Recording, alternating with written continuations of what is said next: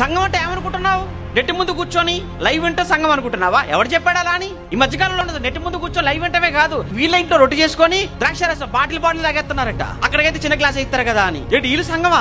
ఏమంటే ఒకవేళ నిజంగా ఇదే పద్ధతి కరెక్ట్ అనుకుంటే ఆ రోజు వేల మందిగా ఉన్న వాళ్ళు ఒక చోట కూడుకుంటే ప్రమాదం అని తెలిసి కూడా మొదటి శతాబ్దంలో యెరూషలేములో ఎందుకండి వాళ్ళ ఇంటింటా దేవాలయములో ప్రతిరోజు ఎందుకు కూడుకోవాల్సి వచ్చిందో మీరు ఆలోచించండి.